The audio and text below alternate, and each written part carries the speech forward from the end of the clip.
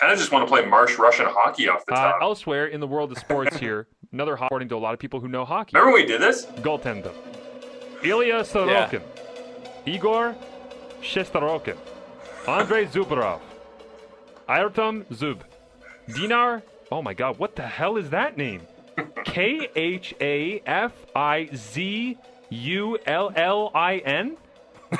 Dinar Kafizalunin. Sure, let's go with that. Vyacheslav Voinov. Vladislav Gavrikov? God, why are these so hard? Who else do we have here? Nikita Nesterov. I know that name. There we go. Nikita Nesterov's playing for the Russian Federation that isn't really the rest of the Russian Federation. Bogdan Kizilevich. Alexei Marchenko. Hey, we know that name too, formerly. Marchenko's on the Russian team? Kyle's amazement at Marchenko being on. All right, here we go. Coming down to 3, 2. Oh, where did I put the intro? Oh, I lost the intro. Oh, there it is. For those tough wake-ups. Stats are misleading. It's Marsh and Melo. Major foul. Wake up to serious sports talk. He fist is it. It's Marsh. The CFL, baby. And Melo. I love Canada. It's Marsh and Melo. This is football. For those tough wake-ups. They're heating up. It's Marsh and Melo. Coming your way, Hamilton. Wake up to serious sports talk. Gas tank gonna be full. It's Marsh. In Canada. And Melo. Why not, eh? It's Marsh and Melo. Thank you, Canada. Everybody's doing it.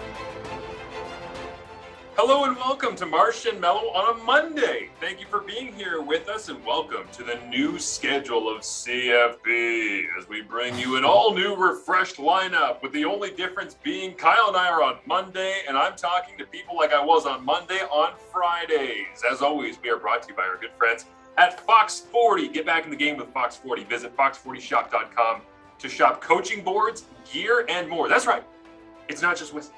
They have much more than that, my friends. Fox40.com. Use the code CFP15 at checkout for 15% off of your order. We got some more exclusive offers coming up with them very shortly down the road here that we're excited to be able to bring you in. Of course, if you'd like to be able to get yourself some Sawdust City beer to enjoy CFL game night with, well, it's easy enough. You just use the promo code CFL is where you can use it on sawdustcitybeer.com. They got so much good stuff up there. And they've also unveiled a bunch of like really high percentage, crazy, crafty stuff in the last little while, which I don't have my hands on yet. But when the weather starts to cool down and we get like September, October, I'm going to order myself, I think, some of the Sawdust City and use my own promo code because I'm cheap like that. And I am going to sit by the campfire in the backyard and enjoy some of the crafty creations that Sam Corbet and his team have put together. And if you want to do the same thing again, use that promo code. It is CFL, free shipping on your first order over $100. Shipping available to Ontario residents. Only must be of legal drinking age. All right, Kyle Melo. It is week 1 in the Canadian Football League. Did you enjoy? I enjoyed reading your betting perspective on. Oh, I don't know why. It was absolute train wreck. It was a refreshing look at betting, though, because I don't know a damn thing about betting, and I feel clearly like, I don't either. So it's no, okay. but it's not even about being right, okay? And this is my thing as well with like the Ottawa Red Blacks. Congratulations to the Red Blacks. We'll get to you coming up in just a little bit here because we're going to go chronologically throughout the games of the weekend for you, recap what we saw, what we thought was interesting, some of the main topics du jour. But the thing that I always have a problem with is people taking the lowest common denominator, which is just picking games and saying, wow, that person's smart and that person's dumb. This game that we call Canadian football, people, it is won in the tiniest of margins. Yeah. It is if Toronto does not end up having Deshaun Amos track down, I forget which receiver it was for Toronto, and punch the ball out as he's running into the end zone, that game's not nearly as close as it was. If the Edmonton Elks receiver doesn't decide to punch the ball directly into the arms of Abdul Kenneth, he doesn't score. And at that point, Edmonton isn't forced to throw a check down to a fullback named James Tuck on the final play of the game and just hope that he's going to run 15 yards into the end zone. So when you say, oh, I wasn't good at my betting advice this weekend, I don't give a damn. I'm here for the content and the interesting look at things that make people go, oh, and start to kind of wrap their minds around stuff like that. Because for me, like I went 3-1 in my picks over the weekend, and I had people jumping down my back because I didn't pick Ottawa to beat Edmonton. Who the hell was going to pick Ottawa to beat Edmonton? Yeah. That's the thing with all of these picks, right? Especially week one, we had zero evidence to go off of. And it made it hard to even write a little bit of a preview where I gave my opinion on who I thought was going to win the game because I have nothing to go off of. Sure, this team made changes. I think it was the Toronto Argonauts that started 34 new players. 34 players on the Toronto Argonauts opening day roster were playing their first game for the Toronto Argonauts. 34. That's insane. Yeah. And I think and I look at, the way these games shook out. The Ticats game was whatever.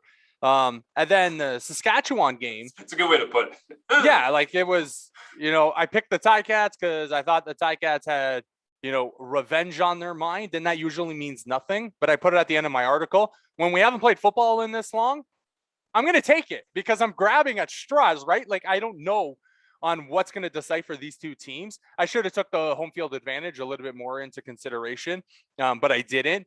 So the Ticats game, you go down and it's like, oh, start the season bad.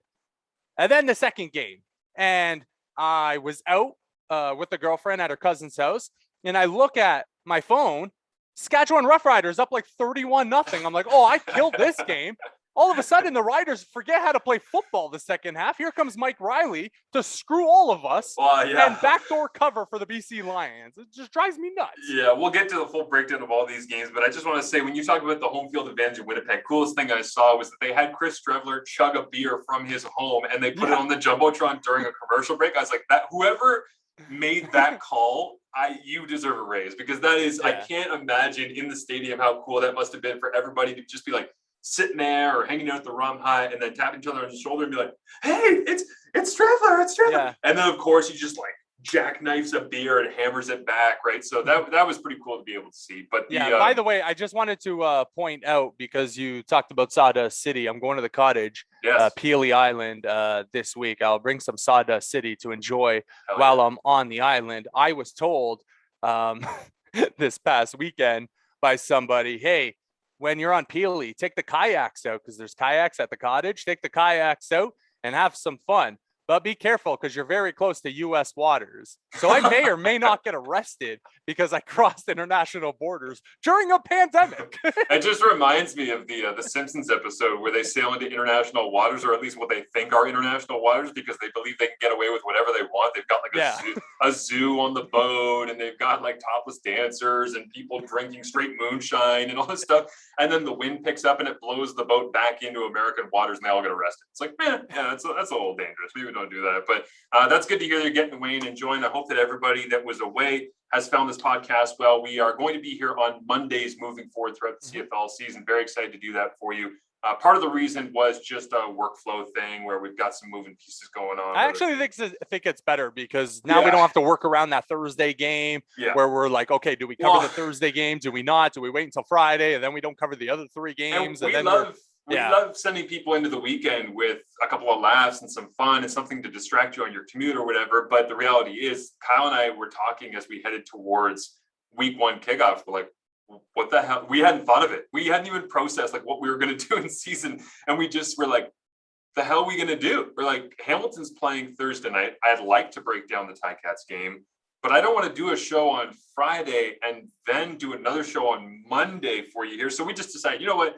Scrap the Friday show last week, and we'll just throw one at you here each and every Monday. And hopefully we can take some of those same laughs that got you into the weekend, and we can brighten up your Monday and give you a little bit more CFL talk in your life. So let's go back to that Thursday game, Kyle. Hamilton ends up going in, only putting up 6 points on the board, but damn, it was a sexy 6 points because in the first drive of the game, they looked like they were going to score 100. It was amazing how good the offense looked. Jalen Acklin, I thought, played really well for Hamilton. He, to me, I don't want to say I'd forgotten about him because I knew where he was and what his skill set was and all the rest, but I came in with the mindset of it's Posey, it's Addison, it's Banks, and, maybe even have like a Nikola Kalinic influence depending on what they decide to do with their structure and their schemes. And then to me, Acklin was, Speedy did his thing, but he kind of got shut down in the second half. He got frustrated. There was the shot of him at the end of the third quarter sitting on the bench that looked really, really reminiscent of the Grey Cup before he got injured in the Grey Cup in 2019, where he's sitting there just shaking his head because he just like, we're not in a rhythm. We can't move the ball. They're getting after my quarterback. I keep looking back when I'm running 20 yards downfield and there's chaos in the backfield. But it's like, yeah, that's what Winnipeg's defense does to you. So final stat line for these guys, Jeremiah Masoli, 24 of 41. So that's below 60% completion rate, which is not great, obviously. The 2 interceptions, one at the end of the game he's forcing. The one of Willie Jefferson flying out underneath him. I've thrown that interception before as a quarterback. It's one of the worst feelings in the world. And I'm not going to sit here and say Jeremiah's trash and what an awful throw and they should put Dane in right away. I think Jeremiah's earned the right to try and have a run. Now, ask my fiance Marlene, she'll tell you something different because she's watching the game. She's going, what the hell? Why don't they put Dane in? I'm like, give Jeremiah some time. But that interception where a defensive end flies out underneath, it makes you feel awful because your eyes are on the receiver and you're looking through coverage.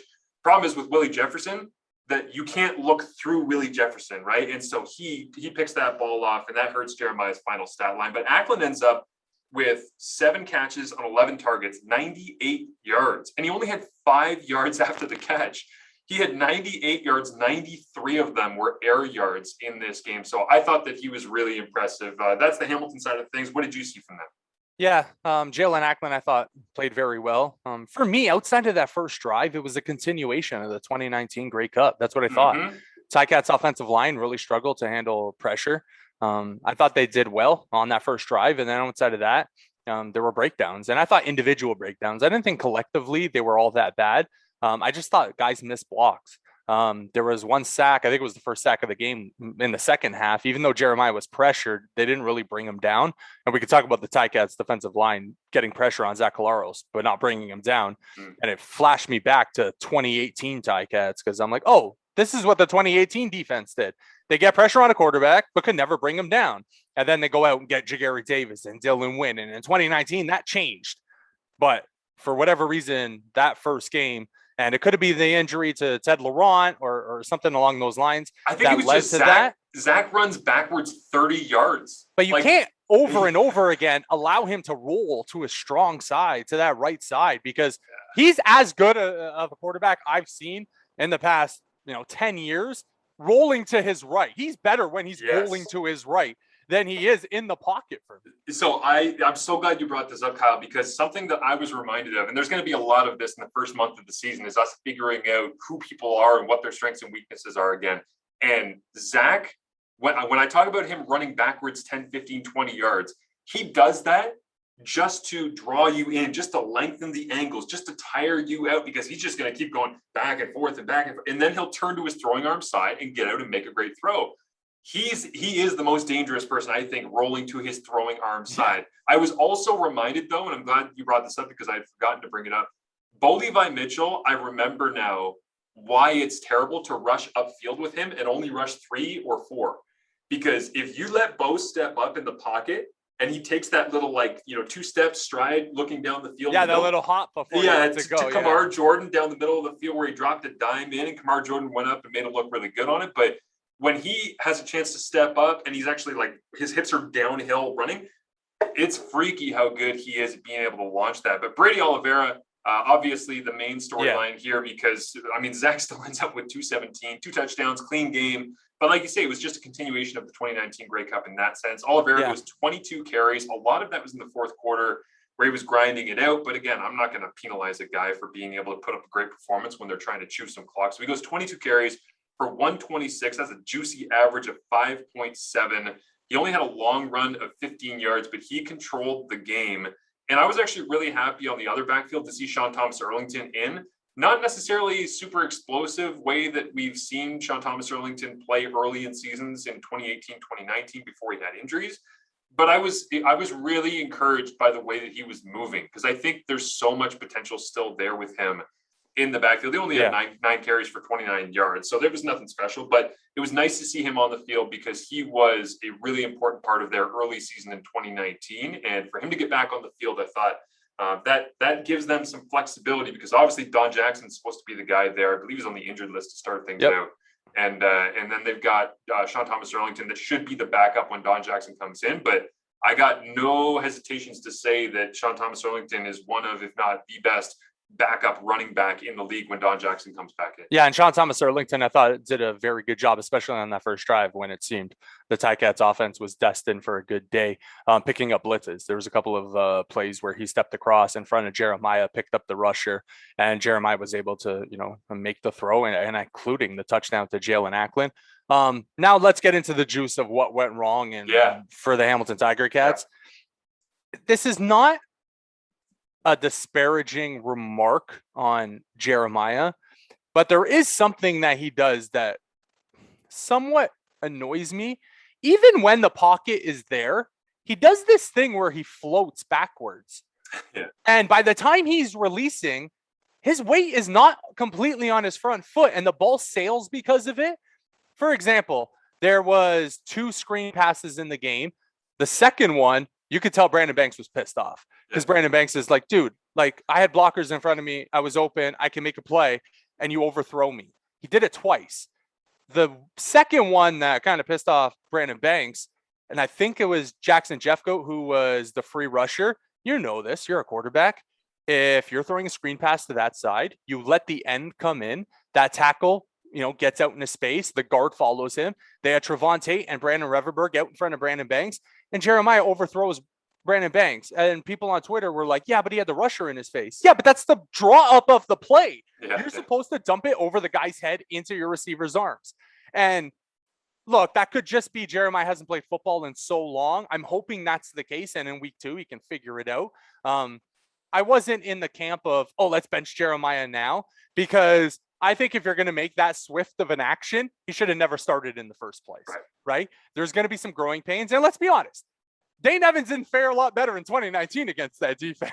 Dane could have come in and done the exact same thing. Yeah. And this is my point that I wanted to make about Hamilton and the struggle there of everyone saying, can they go undefeated? Because they're such a talented roster, so much continuity, hosting the Grey Cup and all of these things. And for them to lose the first night, I think a lot of people will think, oh, what an emotional crash. What a huge letdown. Oh, and now they're going to be reeling for the rest of the season.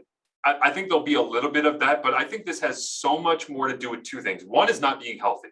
Like when we saw the injury reports coming out throughout the week, it's like Carol Brooks was a really important part of that defensive backfield, not playing. Channing Stribling being in there, who Stribling struggled, let's be honest. He made some plays, but there was a couple of times, even on the touchdown, where he didn't make the play. Yeah, but Carriel Brooks is an established boundary halfback who understands the CFL game, and Channing Stribling is a journeyman. He's been in every league that exists over the last 3 years that I've seen. I will say something that about the, on the broadcast, Suter kept saying, it was Suter that did the game, correct? Yeah, I believe Hamilton, Winnipeg. It was Rod Black and Suter, Yeah, so Suter made the comment of, Channing Stribling, he's the new guy in the secondary, but not really. He's been with the Ticats, I believe, on 2 different occasions. 2 years. He was on the team, on the practice roster. He was cut, and then they signed him again, because we always used to talk about it on TSN, how he had the most preppy name in the history of the CFL, Channing Stribling. But the idea of Delvin Breaux retiring and then Carriel Brooks not being in there, I thought Jamal Roll did a pretty good job, held his own. Yeah. But I thought Frankie Williams played pretty well. Yeah, he did too. It's weird seeing him wearing number 1 though, isn't it? Like it threw me off in that whole game. But the real root of the issue here for Hamilton, and this is why I think that playing against Winnipeg in week 1 is an unfair assessment, the same way that I think playing as a young Canadian quarterback in Saskatchewan against that crowd noise, not knowing you were going to be starting, is also an unfair assessment of Nathan Rourke, which we'll get to in a second.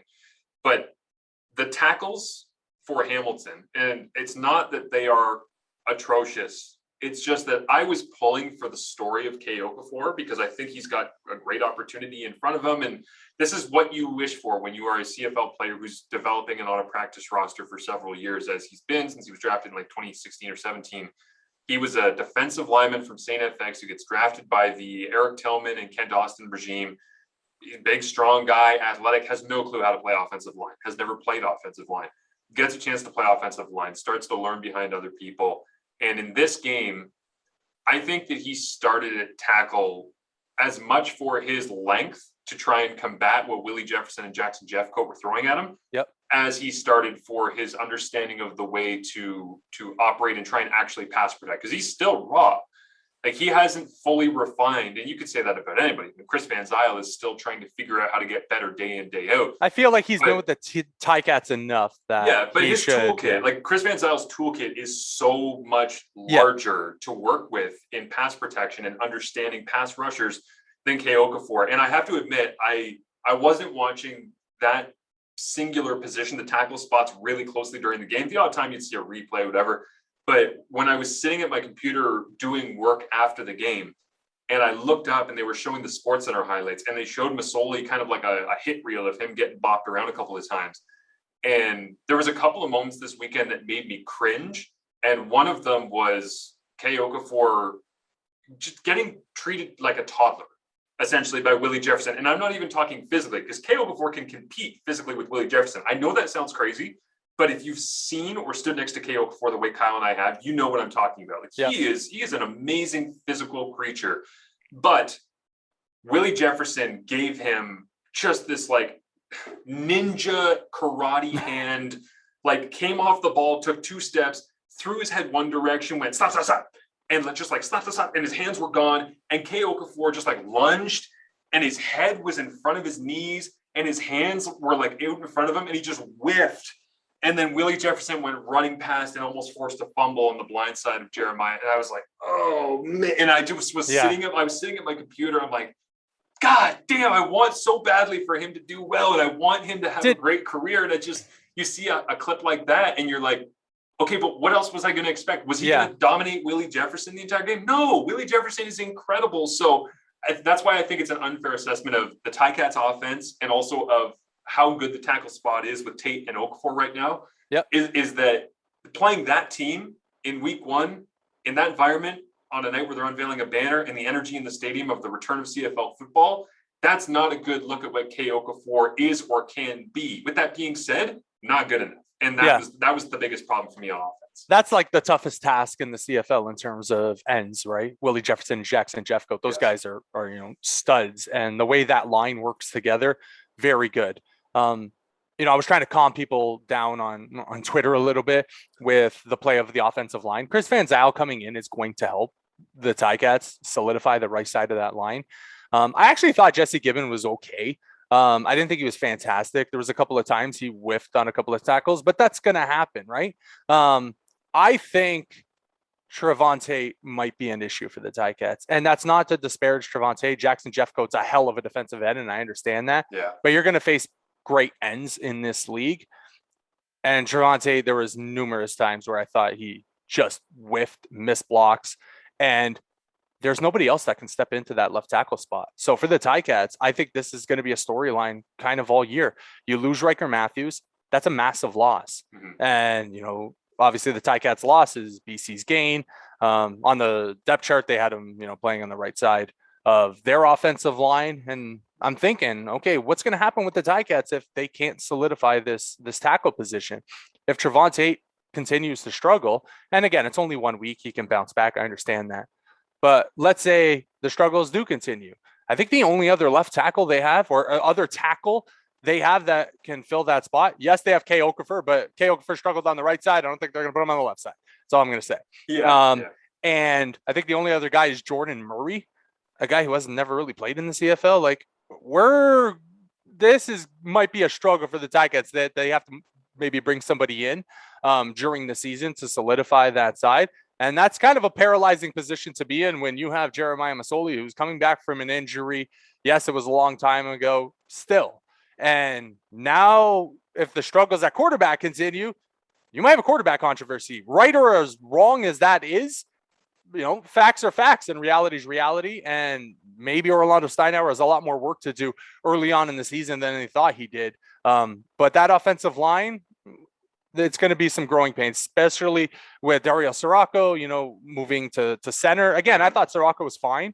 I think there was one play, there was a miscommunication and he missed the block and pressure came right up the middle. But outside of that, I think it was individual mistakes more than it was as a cohesive unit. And I guess that's the bright side of, the Ticats defeat against Winnipeg, where we knew that was going to be a tough game. Absolutely knew that was going to be a tough game. Going into, Winnipeg with a full house and the energy in the building, unveiling that Grey Cup banner, and people wanting to watch football again. So if you're the Ticats, the only thing that sucks right now is you don't get home until Labor Day. And that's a long road to deal with before you get to play in front of your home crowd. And you got to start reeling wins together because it is only a 14-game season. Yes, it is a long, season, long way to go. But look at week 1. Ottawa got to win. Toronto got to win. Montreal hasn't played yet. It's kind of a paralyzing position for the Ticats. Ticats dead last in the CFL's East Division at the end of week 1. But I could not believe I actually turned to my television and yelled, "What?" when I heard Rod Black say, Jeremiah Masoli says the knee feels great. He won't even wear a brace on it. I was like, that weirded me out a little bit. But again, I hope that he stays healthy and all the rest. I can't stop thinking about, I was about to say, Darius Sirocco, I can't believe how seamlessly he moved into center. I shouldn't be surprised by anything Darius Sirocco does because I've been amazed by him ever since he came to McMaster on a recruiting trip and somebody at my house was hosting and he walked through the door and I just shrugged at him and I was like, "Sup?" Because you see a 300-pound high school kid and you're like, you guys all look the same. Like, yeah, but he has a baby face. He still has a baby face. Right. And so I watch it and the number of times I had seen offensive line recruits walk in to go like hang out or have dinner with somebody or go over to Boston Pizza with the coaching staff or whatever it might be. And you never know if they're any good or not. So I got introduced. "Hi, I'm Darius. I'm from Burlington." "Yeah, whatever, kid. Cool. Like we're going out to have drinks or something like that on a Friday night." And then I find out later, "Oh, he went to the University of Calgary and he was really good. Maybe I should have cared more about Darius Sirocco coming to my house on a recruiting trip. Maybe he could have helped us." He's a really good player. I hope he has success at center. I hope he's there for a long time because the Ticats organization, from Marwan Hage to Mike Filer and beyond, I mean, it's the center position has been one of those spots that's kind of iconic with them. To answer your question about where they could go here, just to wrap up the Ticats conversation, because we do want to get to all these other games, obviously. I think Jesse Gibbon plays tackle really soon. Really? Yeah. You think he has the length to play tackle? Yeah, and I know that he does because I've seen him play U Sports, and this is what's interesting about. I wouldn't even be shocked if he plays tackle in week 2 at Saskatchewan coming up this Saturday night, 10 p.m. on TSN 135. If Van Zyl can't go again? If Van Zyl can't go, I wouldn't be shocked to see him. And again, this is not me saying, "Oh my God, Kay Okafor is the worst football player ever." But what I'm saying, do we see Woodmansey already? Well, this is where I'm going with this, is that I believe that the Ticats went with Kay Okafor at the tackle spot strictly for his athleticism and ability to just physically battle with Willie Jefferson and Jackson Jeffcoat. I think they looked at that and they said, we can put somebody who's in there that's more technically skilled, but they're less athletic. We're going to lose more battles. Let's at least put somebody in who has a fighter's chance to go up against Jefferson and Jeffcoat. And so Kay Okafor did, but obviously he gets the ninja hand moves and all of a sudden all that goes out the window. I think if you're looking at a more normal defensive end setup that you're going against, Jesse Gibbon has experience at tackle. He's been an exceptional tackle before. Kay Okafor has been learning how to play offensive tackle in the pros for 4 or 5 years. Jesse Gibbon knows how to play tackle. And in his rookie year in 2019, Jesse Gibbon was glued to the hip of Chris Van Zyl. Like Jesse Gibbon knows that he wants to be a tackle and he knows how to play tackle. And I think he's going to get a chance to do it in the CFL really soon. And if he goes from right guard to right tackle, I don't think they just kick Okafor inside. I think we see Coulter Woodmansey, although again, I feel like I'm taking shots at people. I don't mean to. This is not the purpose of this, but I saw Coulter Woodmansey in on a short yardage play in this game in week 1. And my first thought was, wow, he seems kind of skinny for an offensive lineman. Yeah. I was like, he's athletic. I get it. I'm like, and I've seen him throw people around in U Sports. I was like, that looks like a body that could probably put on like another 15, 20 pounds of like solid, healthy weight. I'm not asking him to throw on that Joe Thomas 50 pounds of fat.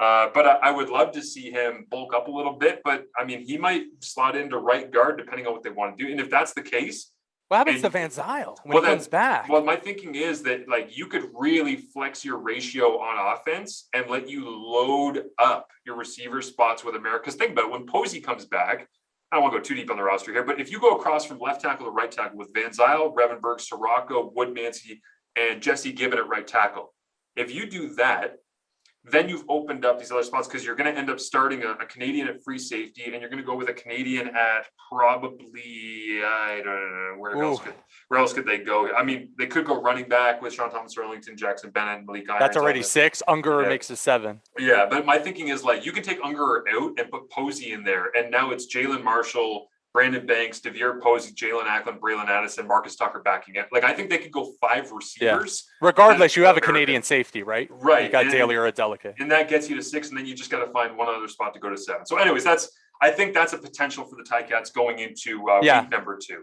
So the only thing that I would say to that is Van Zyl is, I think I'm comfortable in saying this, Van Zyl is on the second half of his career, right? Van Zyl is the ultimate team guy. Mm-hmm. If you ask him to play left tackle, he's going to do it, right? But is that something you want to ask Chris Van Zyl, who has been, a mainstay at right tackle during his entire career, to say, hey, listen, we're struggling at left tackle. We believe, I think every Ticats fan believes, Chris Van Zyl is our best tackle. Left or right, he is our best tackle. Yeah. We're going to now put him on the left side, make it a 5 Canadian offensive line, because we've been kind of forced to because of struggles from some people on the offensive line. I don't know if I want to put Chris Van Zyl in that position if I'm Orlando Steinauer, but if the team gets desperate enough and they can't find somebody to fill in at left tackle, Chris Van Zyl might be your starting left tackle all season long. Yeah, it could absolutely be in that spot. And again, I don't mean to discount Trevon Tate. I hate writing people off after 1 week. I don't care if it's your starting quarterback or your third string will linebacker. Yeah. That's an American. That's an exchangeable body. I want to give people time, especially coming out of the pandemic. We are just theorizing about where they could go from here. And certainly not time to press panic, but winning a game in Saskatchewan is not something the Ticats have done very much of in the last 5 years, and Masoli hasn't been super successful. They've come close. Yeah, they've come close several times. There was tilting the ball gate. I remember. Oh yeah, Filer. Final game at Old Mosaic Stadium where Mike Filer got called for that late in the game, and yeah, there's been some doozies out there. Fajardo diving for the pylon, I think in 2019, relatively early in the season, was another one where it's like it goes right down to the end, and Saskatchewan finds a way. So. That will be a fun one. Let's talk about Saskatchewan here as they end up getting the victory. 33-29 is the final. Kyle, you mentioned it. They were up huge in this one. I believe the largest point spread they were up was 30-31, something like that, if I'm not mistaken. I know it was 28-0, but I think with a couple of rouges or a safety or something like that, they had their score up in that area before BC starts to come back in. Now, oh man, what a game. This was such peak CFL. For people that are new to the league, I'm so happy this game happened on a Friday night in prime time, because I'm real with you on this. Like, this league to me is, and I heard Jim Barker say it on the CFL and TSN panel after the Edmonton Ottawa game on Saturday night. He said, this game was peak CFL because it's kind of sleepy back and forth, and there's some great plays being made, and it's you might think it's just a boring battle of defenses. He's like, but it comes down to the final minute, and inside 3 minutes, anything can happen. It's a 1-score game, and it's great entertainment.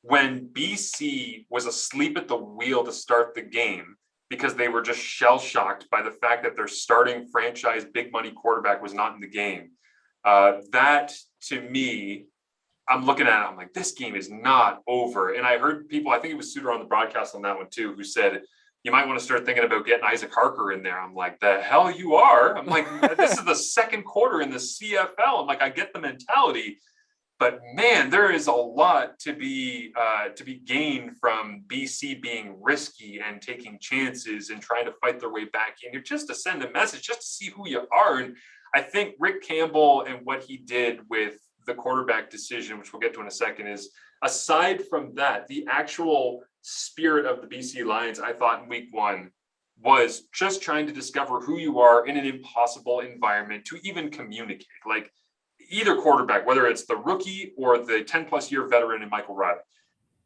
going in there, having to go on a silent count with that crowd noise around against a decently explosive pass rush. I just felt like that was such a tough environment for them to battle through, and they did. Like, they battled back into the game. With that being said, I need to get on my soapbox for 1 second here, Kyle, if you'll allow me, on Nathan Rourke, okay? And the reason I need to do this about Nathan Rourke is that I could talk forever about him. I'm sure that Derek Taylor and I will talk lots about him coming up in the breakdown on Wednesday. I know for a fact that Wade Connor got something for you coming up on Tuesday's All Canadian. Like, a Canadian quarterback comes in and looks legit, we're going to talk about it on a Canadian football podcast network that's based in Canada, okay? My one takeaway, though, because I could talk for an hour about what happened in this game. I was not happy with the fact that Michael Riley came in because Nathan Rourke was the better of the two quarterbacks in that spot. Everybody's saying Michael Riley willed them back into it. No, Nathan Rourke was put in the end of the game to drive down the field and score that beautiful touchdown throw to Brian Burnham because he was the best quarterback on the field for BC that day. Mm-hmm. He deserved to stay in the game the entire time. They made that decision to start the game. I have great respect for Michael Riley. I understand that if he says he's good to go, you're going to put him in, but there needs to be some realization of your best opportunity to win. And Mike Riley even said that after the game was done to Farhan Lalji on the sideline interview. I didn't want to hurt the team. I thought Nathan gave us the best opportunity to win, and I wanted to do what was best for the group. He said, we went in at halftime and we did something, whatever it was, to manage my elbow to the point where I felt like I could give it a go. And he did. But holy hell, the balls that he was throwing up in this game, they were spinning backwards and sideways. And I could read the laces from outer space because they were wobbling on either end of the ball. It was unbelievable to see a quarterback of that talent not being able to get anything on the ball, anything at all. It was so strange. And it was so shocking because when Rourke came back into the game, he was zipping it. Like one of the first balls he has is a throw over the middle to Brian Burnham at about 18 yards right down the near hash mark. And the ball comes out of his hand and just jumps. It's like watching a pitcher who ratchets it up and all of a sudden goes from 96 to 104 with the fastball. And you're like, whoa. And the catcher standing up to try to catch it. It looks so different coming out of his hand. And when Nathan Rourke came in, I tweeted out, hey, look, a ball with some zip. And I'm not taking a shot at Riley. What I'm doing there was saying, man, the kid has got what you need to succeed in this league, which brings me to my conclusion on this, because again, I could talk forever and ever about this. And I know it's great to have a podcast, but I don't want to bore people with all this. And I should probably save it for later in the week as I continue to formulate all of my feelings about Nathan Rourke, because I think we're going to see him for a little while here, depending on Riley's elbow's health.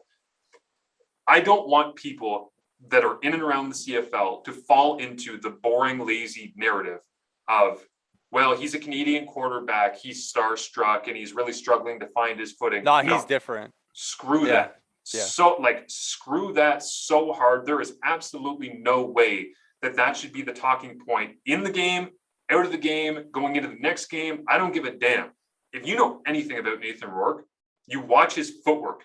You watch how quiet and calm he is in the pocket. You look how he gets through his progressions, his eye discipline, his ability to move free safeties, his release, like the whole package is there. This is not a joke. This is not a one-off. And it's absolutely not going to be, well, that was a flash in the pan. Like, Brandon Bridge came in, he did his thing for a while, super athletic, made some good throws here and there, but sporadic and up and down. And him and KG go back and forth with the Riders. He's in Montreal and he's good, and then he's not good in Montreal and he gets replaced. And then this is not that. Andrew Buckley got his shot in Calgary before he decided to retire. Probably could have stayed and had a better career. But even when he would go in, it was like, well, Andrew Buckley's a really damn good Canadian quarterback. But Andrew Buckley is not in Nathan Rourke's league. And I don't know where Michael O'Connor goes on this sliding scale of Canadians yet. I haven't seen enough of him in the CFL. I watched him in week 21 of the 2019 season for Toronto. Didn't look great, but he also had like 10 snaps. Like, I'm not going to judge somebody off 10 snaps. When I saw Rourke in this game and I saw the environment that he's in, anybody who's ever played quarterback knows you go into a crazy place like that in your rookie season, in your first game, and you unexpectedly get told you're going to start. You are not going to play at your best. What does he do? Sure, starts the game slow, 2 and out, 25 snaps for Saskatchewan in the first quarter to BC's 4, but then he settles in. And when he settled in and he had a relatively clean pocket, this dude makes real, legitimate CFL professional quarterback throws. I don't give a damn about the Maple Leaf at that point. I'll wave it as hard as I can because I love him and I love the story. But when I saw what he did in the fourth quarter, Kyle, there were 2 or 3 second and 10s on that drive in the fourth quarter where he ends up throwing that beautiful corner dime to Brian Burnham, where he is staring into coverage. He's looking through defenders. He sees the pressure coming. He's getting the ball out quickly. He's a professional quarterback. I don't want people to treat him like another Canadian quarterback story. Hey, here's Will Finch. Will he get an opportunity? Hey, here's Kyle Quinlan. Is he going to get his run? Here's Kyle Graves out of Acadia with the Alouettes. Is he got a chance? Hey, Brad Sinopoli out of the University of Ottawa with Calgary. Maybe he'll get a chance one day. It's like, no, Rourke is so much better than what we have seen. The quality and the potential of him, given the right circumstances and surroundings. And I'll tell you one thing, having somebody who's as mature and as great a leader as Michael Riley is, that could not be a better situation for him to learn under. So I'm just so proud to see the way that he handled the moment. And you might say, well, he looked immature, or, he didn't produce as much as you would want to. I don't give a damn. The process was there. The result was not, right? He ends up the game 10 for 18, 55%, 194 yards, 2 picks, 2 touchdowns. He leaves the ball inside on an out route. Another one, he's forcing the ball late in the game and gets picked off on the middle of the field throw. But the process, for the most part, that I saw there, man, that dude's ceiling is so high. Yeah, he's so young, and he did show some promise in that game. And there's a lot of guys who have, whether they're Canadian or not, have come into the Canadian Football League, whether they were third string, a second string, and they've been thrown in. And rarely ever in week one, they've been thrown in after a long time off, and they're at least showing something. They're flashing, right? Mike Mayock always said that, right? Do you flash on tape? Yeah. I want to see you flash on tape. If you're not flashing, that means you're not doing anything. And if it doesn't mean you're not making a mistake, it doesn't mean that, you're making mistakes, but you're not doing anything, above and beyond to win a football game or to help at your position. And he's done that. I remember in 2019, I talked to Malik Irons, and I asked Malik Irons, how good is Nathan Rourke? Because he was his teammate out of Ohio. And Irons said he's really good. Like, he can be really good in this league. Screw that he's Canadian. Yeah. He's just a quarterback, right? And that's what drives me nuts. Like, we see Nathan Rourke and his resume in college, and it was a hell of a resume. 3 bowl wins at the freaking Ohio. It was a bobcat. And this guy was reeling off bowl game wins, right? I don't care if they're against, Coastal Carolina. How dare you disparage the good name of Frank Solich? How dare you? Oh, wait, because this is not to disparage the good people at Central Washington, but Mike Riley coming into the CFL, we only hold Nathan Rourke as a negative because, he's a Canadian quarterback and we have no success to go off of in the last since Rush Jackson, right? Like, that is, the reality of the situation. But Mike Riley played at Central Washington, good college quarterback, came into the CFL at the beginning, had his struggles, and then turns into be a star. What's to say Nathan Rourke can't do that? Yes, and Nathan Rourke played at Ohio. I don't want to compare Ohio football to Central Washington, but I say, Ohio's probably a better football program and, a development of talent better than Central Washington, like Mike Riley. Again, not to disparage good people at Central Washington. Bo Levi and Matt Nichols are Eastern Washington guys. Dave Dickinson came out of Wyoming. I mean, you can come from wherever, but my thing is, I will not allow people to treat him as a Canadian quarterback story. And I'm not saying to not care that he's Canadian. What I'm saying is, there was a pack, I think, on TSN during the game of how Nathan Rourke's game went. It was, he was a little bit scared in the pocket. No. Do not take the result as the equation of, well, here's what I saw, so this must be what this means. You have to know who he is and what he is as a player. And you can look at the result and say, okay, that's an interesting, data point for me to analyze. But the result is not who he is. The process is who he is. And his process, I think, is absolutely second to none. If you were an American quarterback, just throw this out there for people to think about. If you were an American quarterback and he came into the game and he led a fourth quarter drive like that, we wouldn't be having the conversation of, well, I wonder if he'll get some more reps depending on what Riley's elbow does. Yeah. The conversation would be like Dane Evans is in Hamilton coming out of 2019 of, is he the quarterback of the future? And we're not doing that with Nathan Rourke right now because, it's 1 week and it's premature. And all that. Yeah, and I get that totally. That's fair. But what I'm saying is we need to stop as Canadians thinking of that position and having a player that is one of our own at that position, the most important position in all of sports, need to stop thinking about it as second rate or questioning it or one. No, you've got an amazing one in Nathan Rourke. Celebrate it. I almost damn near ordered a Nathan Rourke jersey on Friday night. I mean, for real. I was just like, I was so excited. And again, I'm calling the BC Lions game against the Ottawa Redblacks in week 4. I hope Michael Riley's healthy. I don't want anything bad for Michael Riley. I love that guy so much.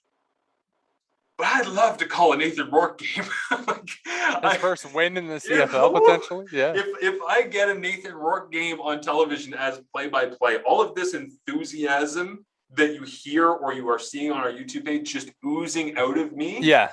It's going to soak your television. I'm sorry, you're going to have to order a new television because it's going to be broken because the ooze is going to be thick and it's going to be heavy. Okay, so one gross. last... I didn't mean for that to go there.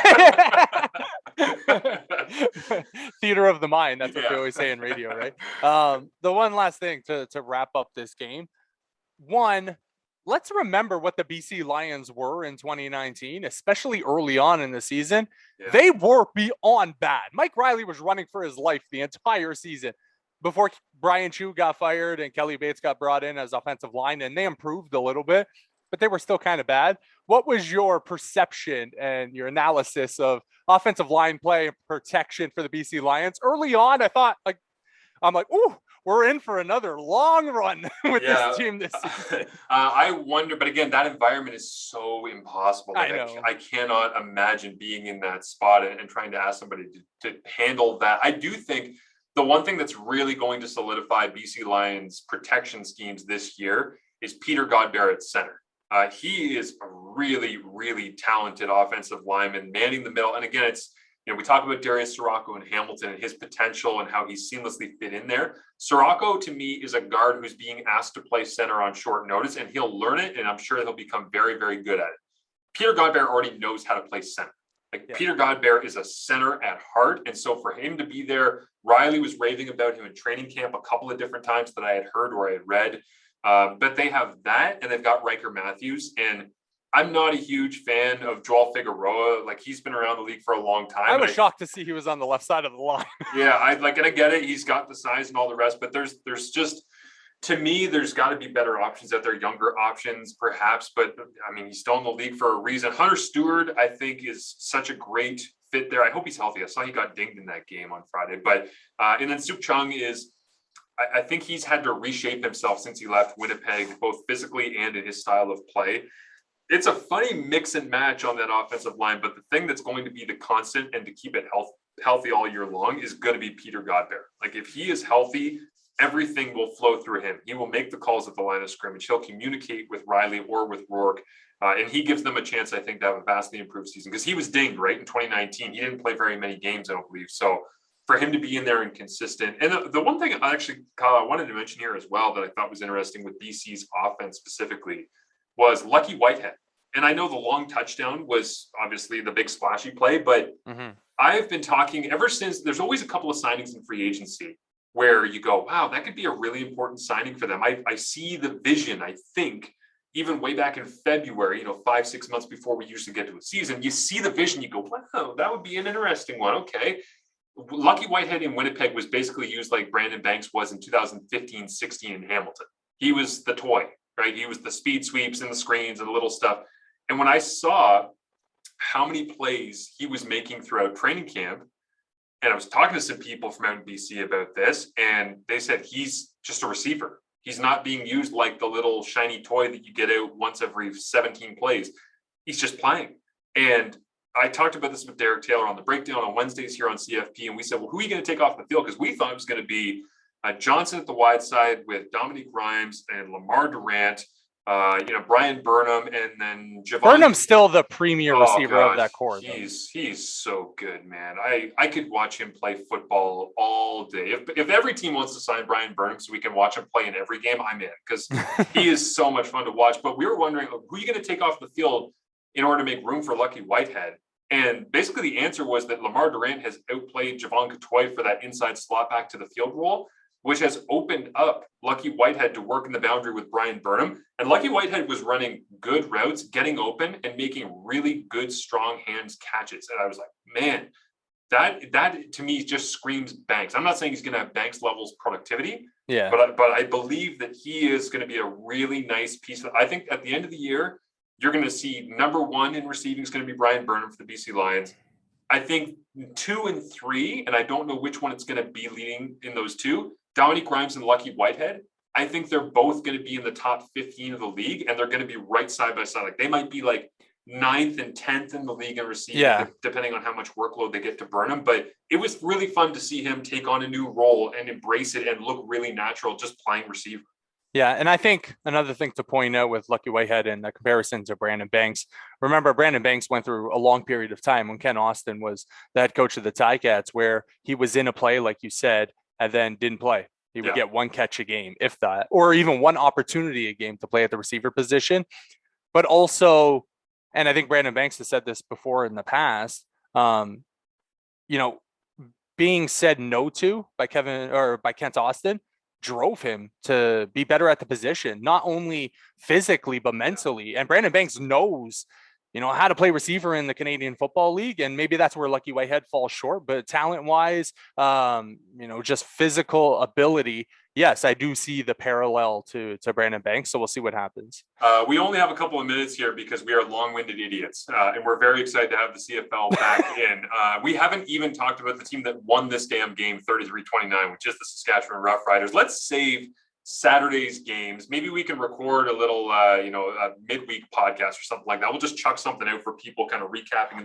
Okay. Can I? Go ahead. Do you want to touch on any aspect of the last 2 games? Because there's one thing I do want to say, because it's been in my heart. I don't have historical evidence to back this up. Jamie Elizondo's debut as head coach of the Edmonton Elks. Yeah. That's going to take a long time to get used to. It's not, though. People keep saying that. I'm already saying Michael Riley. Paper Ness on the broadcast just said Elk. She did not say the S one time. And then I think they told her in her headset, and she came back the second time and said Elks and long-winded the end of the word. I don't have historical evidence to back this up, but Jamie Elizondo probably had the worst debut for a head coach I can ever remember. Oh, wow. Ever remember. Save Believe it. We'll use it for a different pod, the middle of the week. We'll sprinkle a little something special out there for people in the middle of the week, because I do want to actually break Let's down do it Tuesday games. then, because I leave for a cottage on Perfect. Wednesday. Okay. And I don't want to talk about CFL football to the birds and the fish at the cottage. Yeah, you deserve some downtime. So we will do that on Tuesday for you. But I just want to talk quickly here for a couple of minutes about Saskatchewan, because I thought it was interesting how Cody Fajardo was so fired up at the end of that game, flexing, screaming, pumping the crowd up, all the rest. And obviously he has played into the role of Saskatchewan's leading man very, very well thus far. He ends up going 80% completion rate in this game, which is like Trevor Harris type stuff, which is not surprising because Jason Moss came over and it's obvious already the impact that he had. But that offense, man, they might not have the most toys to play with in the CFL at the skill positions, but Jason Moss is going to turn that offense into the most multiple thing in the CFL. And with all due respect to everything happening in Edmonton and what they're trying to cultivate in Hamilton when fully healthy, when I saw that on 1st and 10, they're going full house backfield diamond, they're going essentially Keenan LaFrance in the backfield alongside fullback Albert Awachi and William Powell. And then the next play, they're coming back, and Braden Lennius, who looks incredible, by the way. He's my new CFL crush, I think, both because he's vegan and because he just looks like he's a great receiver. But they come back and they go 5 wide, and they can spread you out and go with Canadian receiver. Shaq Evans looks super quick out of his bricks. Kyron Moore looks really explosive. Jordan Williams-Lambert is way bigger than I remembered him. When I saw him actually on the field making catches, this dude is a monster.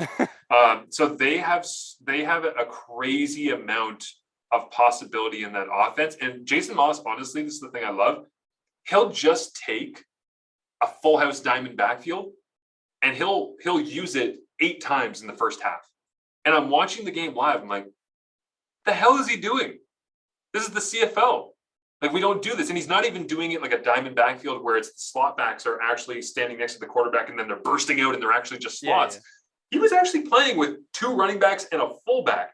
And they said before the game that he actually went down and met with Cody Fajardo when he was going to Baltimore, because he went to research Lamar Jackson and the Ravens offense and how they use a running quarterback, because he wanted to institute some of that for Cody Fajardo. I'm like, man, you watch what he's doing there. You're like, yeah, a fullback, 2 running backs, and Cody Fajardo. But this is what Moss does so well. He sprinkles in 8 plays, 10 plays of that. Second half, he basically goes away from it the entire second half. I know. He starts going 5-1, and I know they slowed down, and I know they didn't get a lot of first downs and all the rest, but he does those things so well that force teams, Hamilton coming in now in week number 2, you've got to prepare for diamond full house. You've got to prepare for 2 running backs and a fullback. You've got to prepare for 5 wide. You've got to prepare for single tight end, double tight end, power formation, under center, triple option. I mean, they should have scored on a triple option toss out wide to the running back, Marcus Murphy. Fajardo didn't see it, and the next play ends up going into the end zone with William Powell, I believe it was. But like, they can throw everything at you, and I'm very excited to see where the Riders' offense goes. But I just wanted to give them some praise because they obviously did win the game, and I love the way that offense is shaping up. As somebody that picked the Riders with the points, and obviously BC got the backdoor cover, I'm not pleased with the way that game finished, but I believe the Saskatchewan Roughriders are going to be very good this year, especially that offense. And in the first half, I was proven right. I tweeted out before the game, and I tweeted out a lot of stuff about the CFL this weekend. Cody Fajardo was my pick to win MOP this year. And I'm confident in that selection even after week 1. But I was also confident before, the game started or any game started this week. I think in Hamilton, Jeremiah Masoli and Dane Evans, that question mark, I think both quarterbacks are going to play this year, and both quarterbacks are going to start games this year. If that's the case, I think they cancel each other out for MOP. If the Ticats are very good through 1 week, obviously not a good start. And then you look around the CFL. For some reason, I just don't think Bo Levi Mitchell is going to put up the numbers. Bo Levi's still going to get his, touchdowns against interception ratio, but I don't think he's going to put up the yards needed to win an MOP. Brandon Banks, last year, he had a stupid season. Just the statistics were just off the charts, and he was an undeniable MOP compared to the group. If a quarterback's going to take it this year, name another quarterback that's going to take it over Cody Fajardo. When you look around the CFL in Winnipeg, maybe I Trevor love Zach Harris. Calaro. Trevor Harris in that first not game. through week 1. No. Again. And we're 7% done the regular season already through 1 week. We're 7% done. So you've got to make an impact early. Yeah, and I don't know what Vernon Adams Jr. is going to do in Montreal, but is that sustainable for an entire year? We'll see. And is it going to be better production than the Saskatchewan Roughriders? And I think that the fact of they're the biggest team in the CFL, notoriety-wise, if it comes down to votes, I'm going to say they're going to get the votes enough to, get their quarterback the MOP. It works like that in every sport, right? Eli Manning, is he a Hall of Famer? The fact that he weathered the waters in New York City and played in one of the biggest markets, I think matters a little bit. And Hall of Fame voters, they love New York. They love Los Angeles. They love those big cities. So hell yeah, he's going to get in the Hall of Fame. His brother's going to get in the Hall of Fame, just got in the Hall of Fame. So we'll see moving forward how this evolves. But yeah, I think Cody Fajardo is my MOP pick. And I thought through week 1, in the first half, he played very well. I thought in week 2, Jason Moss put the handcuffs on him, and he needs to learn, hey, listen, in the CFL, anything can happen in a short amount of time. The BC Lions proved that. I don't think it was ever a threat that Saskatchewan was going to lose the game. But, moving forward for Jason Moss, keep your foot on their throats and try to put up 40, 50 points. Right here on CFP coming up for you on Tuesday at some point in your podcast feed or on our YouTube, which make sure you're subscribing there. It helps us bring you a little bit more content, the more subscribers we get on there. Check us out. We'll be back and we'll do a little bit more on the other games. The 2 is Saturday, of course, Toronto getting the win in Calgary, which was a real interesting one to see how that shook out. And then, of course, Ottawa stealing the win in Edmonton at the end of the game. Lots more to say on all that. We'll break it down and bring it to you. Excited to have the season, Kyle. This felt normal. This felt exciting to be able to talk about all of these things. Good to watch football finally and not put up prognostications on what we think teams are going to be. It'll be more fun as we head towards week number 2. We'll give you a little preview of that as well on Tuesday here. And of course, myself and Derek Taylor coming up on Wednesday for you. Got the A block on Friday. It is Wade and Connor Tuesday and Thursday, and Kyle, of course, is going to have the betting perspective as well, leading into week number 2. Hopefully better than week 1, because week 1 sucked. We'll see. Also, congratulations to Austin Owens, who we've signed on to be a contributor as a feature writer for us on CFP. Look out for his work on cfperspective.com as we go forward. Thanks to Kyle Melo. Make sure you give him a follow on social media at Kyle_Melo_. I am at TSN_Marsh. We are at Marsh and Melo on Twitter. And we will follow up with you coming up on Tuesday as we head into week number 2 of the CFL season.